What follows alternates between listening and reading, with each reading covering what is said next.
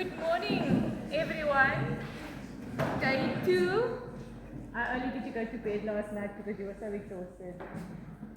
Alright, so welcome to day 2. We have somebody special, Bianca. Bianca has been with us. You can give her a round of applause.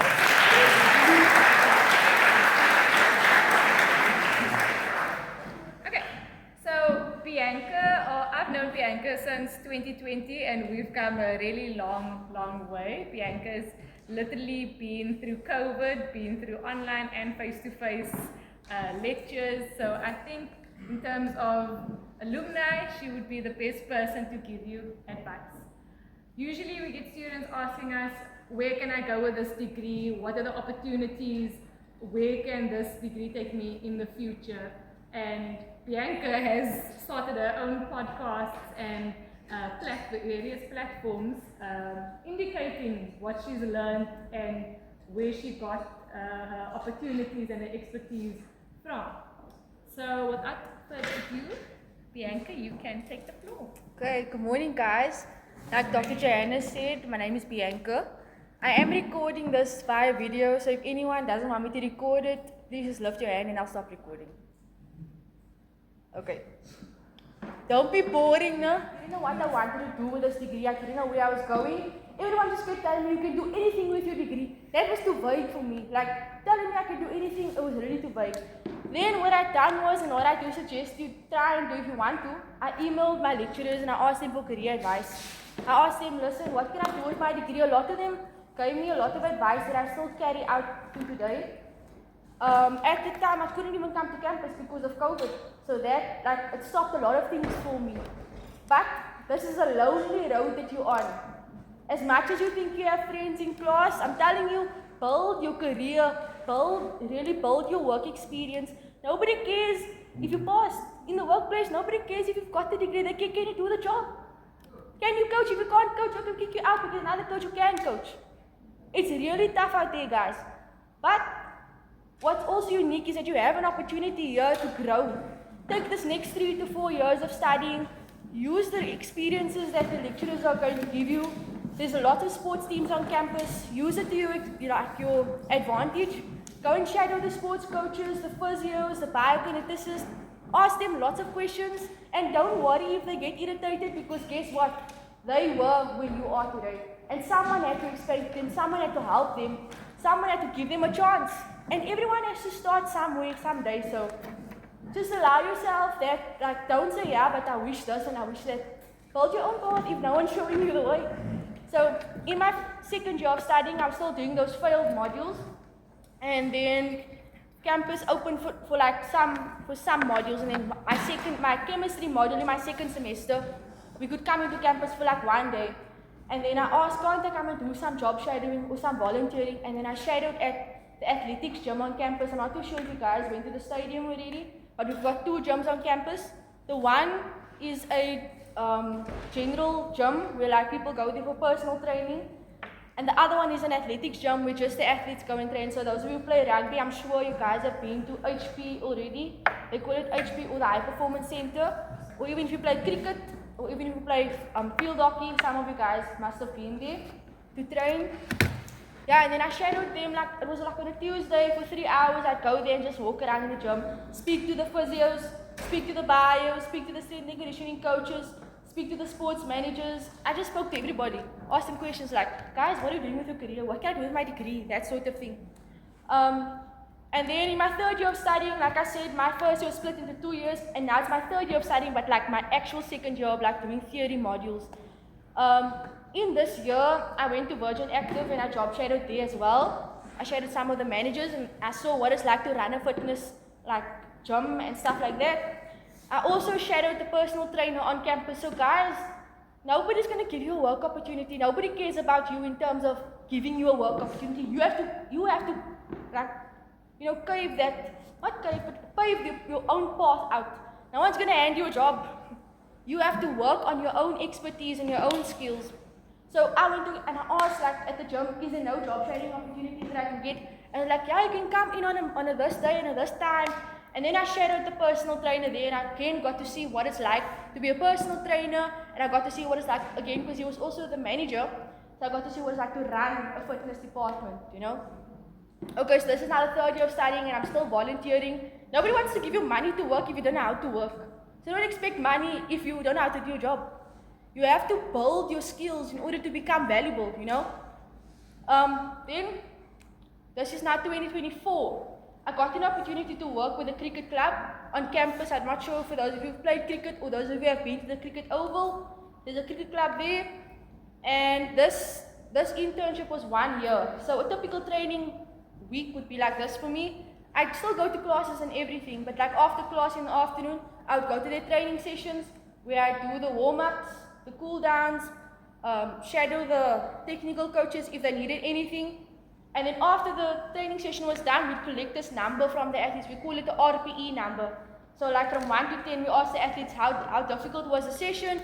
So they give me a number of 5, okay. Then I send that number off to the head strength and conditioning coach.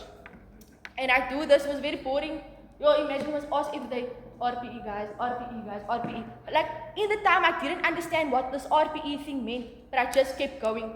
And a lot of times in my undergrad degree, I didn't understand what I was doing. I didn't understand why the coaches were doing what they were doing, but I just kept going. Like you really just have to build the resilience. There's going to be a lot of times you're not going to feel like studying.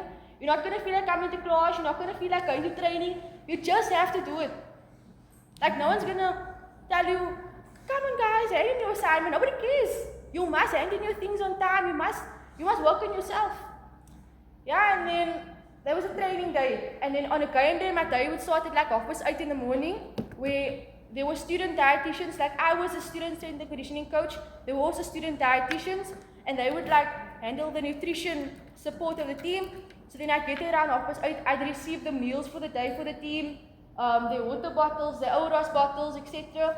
If there was a physio, the physio student would do like the strapping and taping. The physio student would do like any massages or any like rehab stuff that the players needed for the day.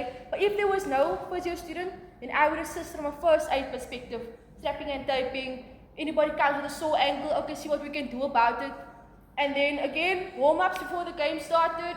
During the game, a typical, for those of you who don't know cricket, a typical cricket game is like 8 hours. So then a day shift would be like almost, let's say 10 hours a day. Mind you, I was still a student. But like I said, nobody cares about your marks. What they care about is, do you have the degree? Okay, check. But can you do the work? Check, check. Because everyone wants to employ someone who can do the work. If you can't do the work, why must we employ you? That is why I'm telling you, like within this next 3 to 4 years, build work experience. Within the sports field, really like build connections, speak to other strength and conditioning coaches, other bios, other physios, other sports managers. Speak to people, don't be afraid to speak, because you don't know what that would like yield in the future for you. Okay, so then I done a cricket internship, and then the next year, I done a hockey internship, which was last year. So last year I done my honors in sports science. It's a 1-year degree program that you do after this undergraduate degree.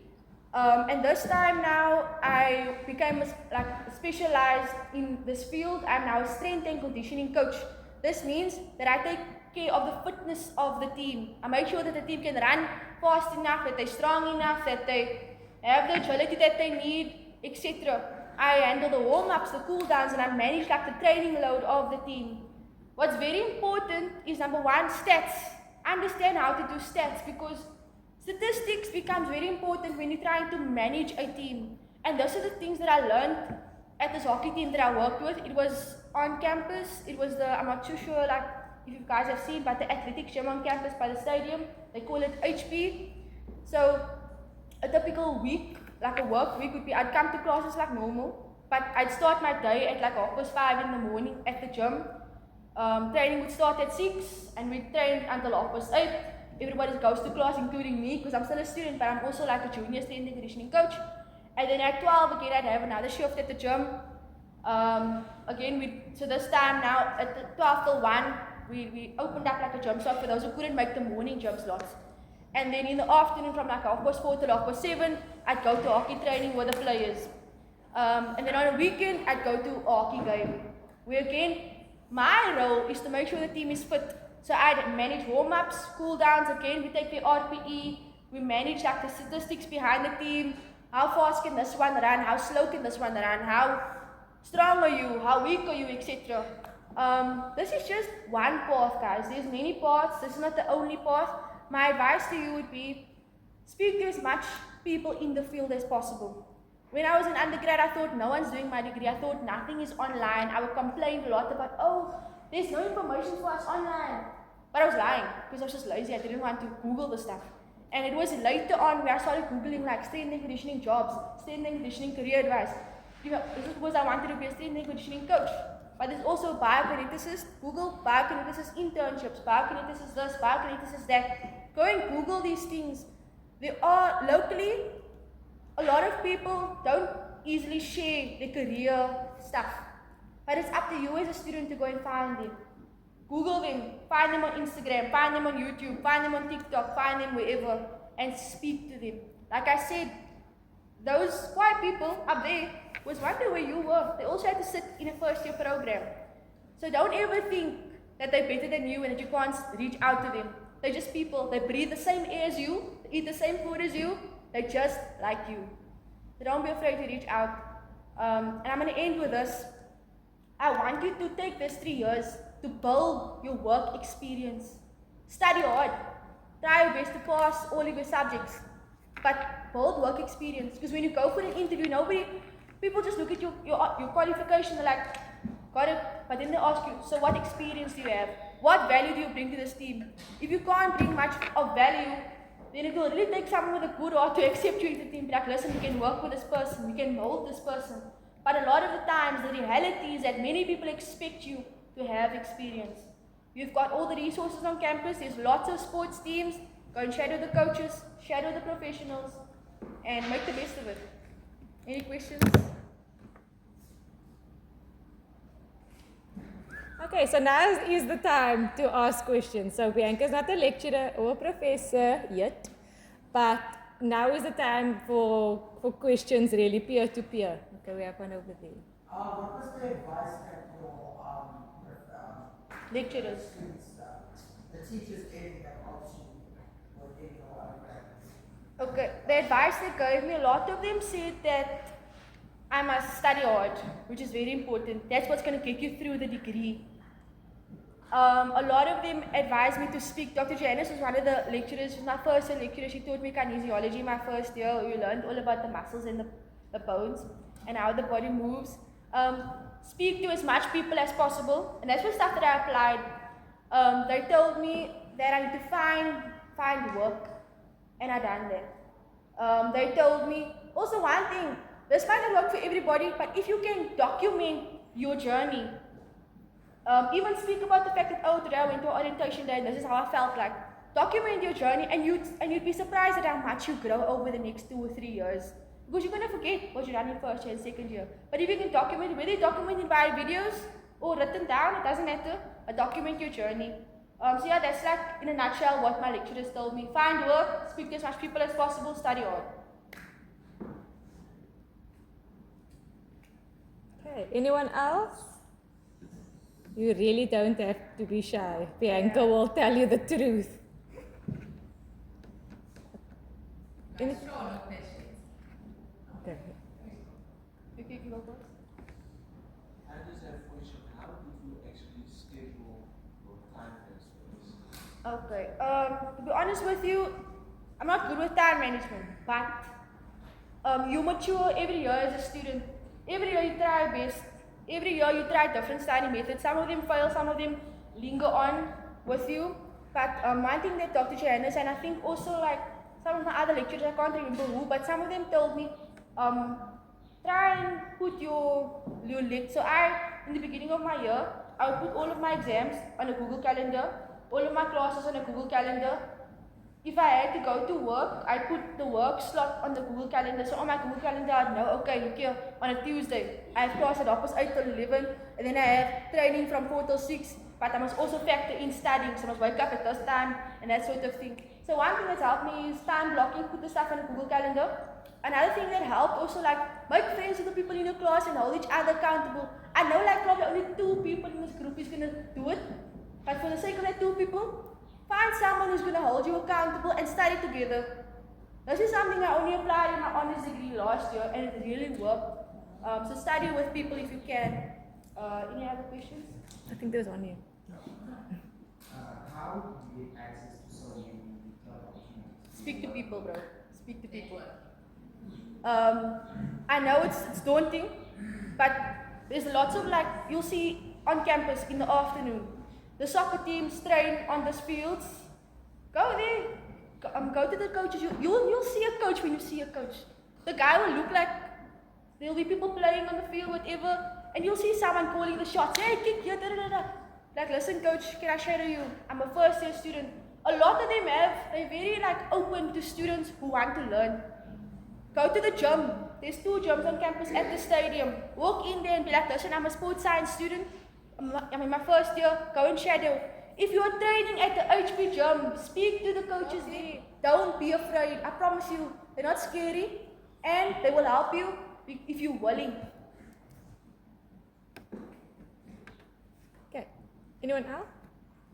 Yeah.